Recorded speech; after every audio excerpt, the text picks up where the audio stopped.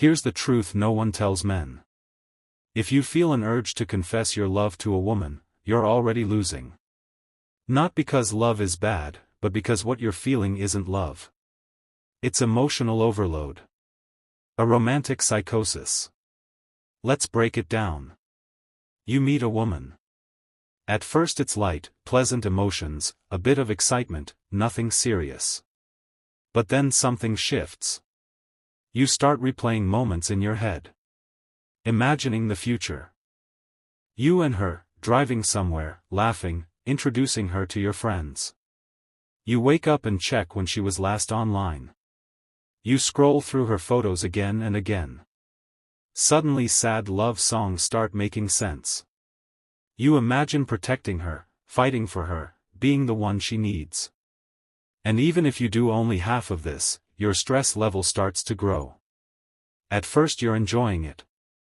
Later, you need certainty. Guarantees. You need to know she feels the same. And this is exactly why the urge to confess appears. Not to make her happy, but to calm yourself down. You want her reaction. You want confirmation. You want the stress to drop. Because if she says, "I love you too," everything feels safe again. At least for a moment. Now imagine you confess. There are only 3 possible outcomes. First scenario. She reacts calmly. That's nice. Thank you. And instead of relief, your anxiety increases. That's not the answer you wanted. The psychosis grows stronger.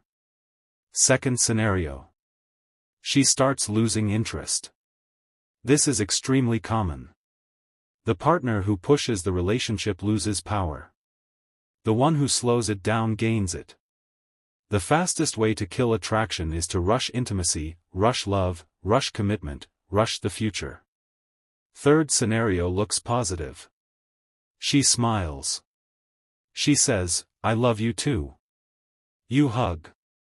It feels like a happy ending. Warm. Safe. But mutual emotional obsession never lasts. One of you will come out of it. And if you were the one pushing, declaring, accelerating, she will exit first. That's only a matter of time. And here's the mistake men make. They confuse romantic confession with value. They learned this from their mother. When you say, "I love you," to your mom, it matters. But a woman is not your mother. She's not your friend. Bringing your emotional chaos into her hands doesn't create attraction. It destroys it. Your feelings have no value by themselves. You develop them. You enjoy them. Not her. Most men believe attraction grows from emotions. It doesn't. Attraction grows from value. And value is never created by confession, sacrifice, or emotional pressure. What actually makes a man attractive is objective weight. Your looks.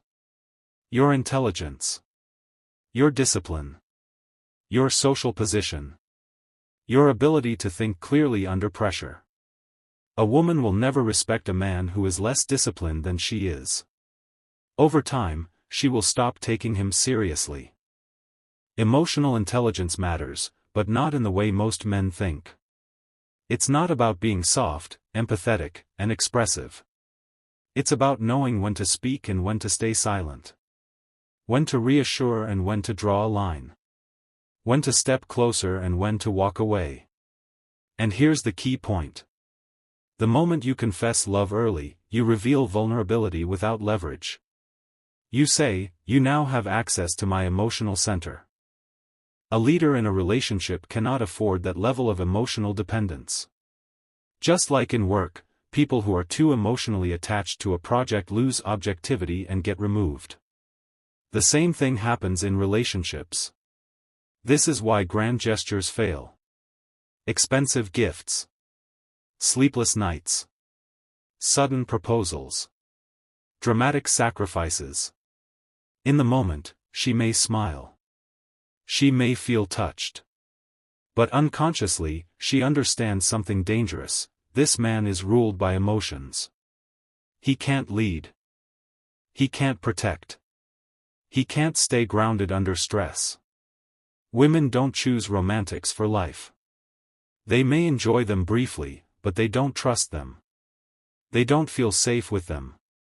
Infatuation is a biochemical state. Dopamine. Obsession. Idealization. It's a test. Can you control it, or will it control you? Men who fail this test mistake obsession for destiny. And when it collapses, they blame the woman instead of their lack of self-control. Look at the men women obsess over in movies. They're not emotional. They're restrained. They feel attraction, but they can walk away. They don't beg. They don't chase. They don't collapse if things don't go their way. That's why women can't manipulate them with distance, silence, or emotional games. A woman feels safe only with a man whose principles stand above his feelings. With such a man, she wants to invest. She wants to compete for his attention. She wants to stay. A man in romantic psychosis can give her a yacht, 100 dates, or eternal devotion. The result is always the same: loss of interest. Here's what really happens next. You don't just like her. You turn her into an idol.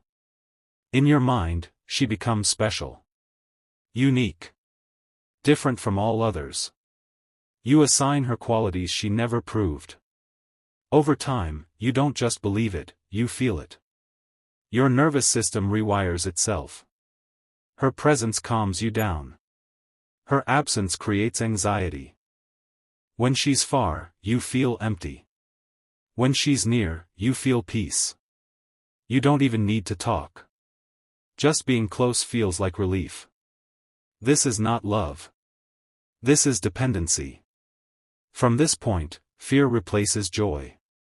Fear of losing her. Fear of competition.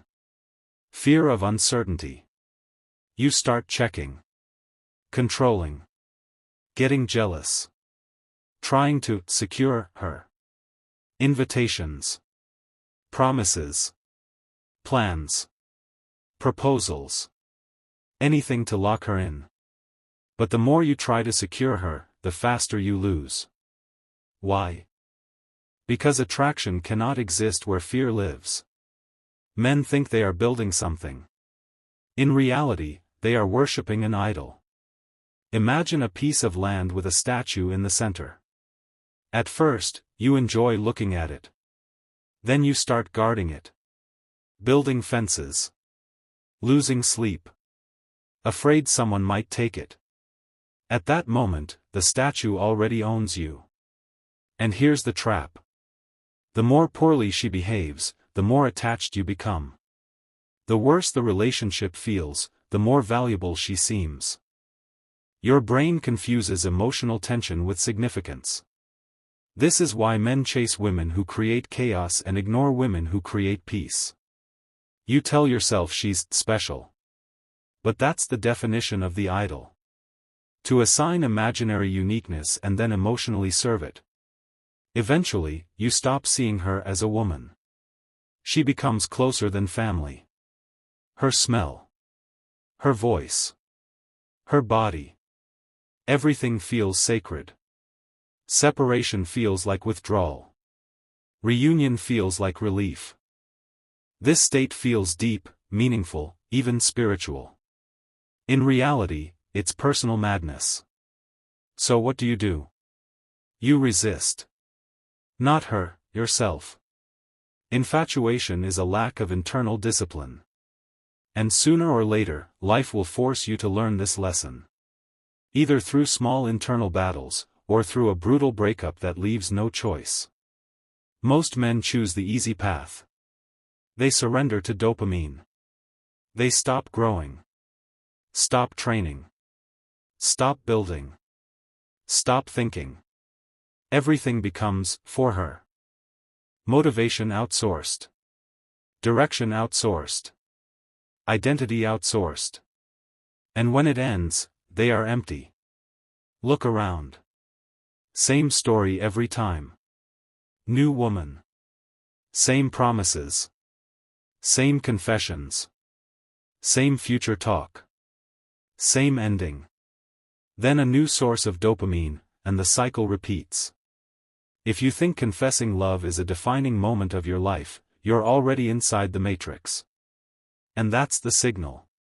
Not to confess, but to change. Control your emotions, or they will control you. Here are the final conclusions. First, your infatuation is useless to everyone except you. No one values it. No one needs it.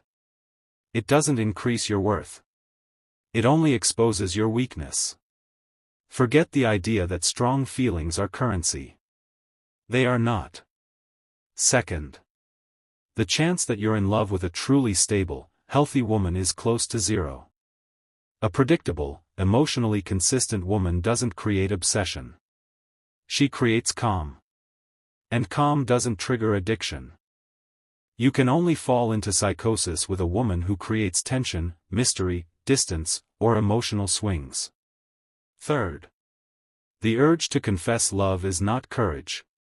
It's panic. It's your nervous system screaming for relief. The moment you feel this urge, she already controls the dynamic. After confession, she becomes the monopolist. Even if she says, "I love you too," expect conflicts, demands, and emotional pressure later. It's just delayed. Fourth, once you fall into romantic psychosis, it almost never decreases inside a relationship. Her value grows. Yours drops. The worse she behaves, the more attached you become. This is how men lose themselves. Fifth, you are not building a relationship. You are building an idol. You invest energy, fear, attention, and hope into something that slowly owns you. You think you're protecting it. In reality, it's controlling you. Sixth, you convince yourself she's unique. Not like the others. Special. That's not intuition. That's projection. You assign meaning where none exists. And over time, your brain hardwires this illusion. Her presence becomes a drug. Her absence becomes pain. Seventh, this state feels deep, spiritual, fated. In reality, it's biochemical dependence mixed with lack of discipline. And the longer it lasts, the harder the crash. So what should you do instead? You don't suppress emotions. You subordinate them. Feelings do not decide. Principles do. A man who can walk away calmly is more attractive than a man who stays out of fear. A man who can say no is safer than a man who says, "I'll do anything." Women don't fall for declarations. They fall for men who are internally stable. Men whose life doesn't collapse without them. Men whose direction is stronger than their emotions. If you master self-control, women will invest. They will chase clarity. They will compete for presence. If you don't, you will confess, sacrifice, and lose. Love is not proven by words. It's revealed by structure. And structure always beats emotion. If this hit you, good. That means it's working.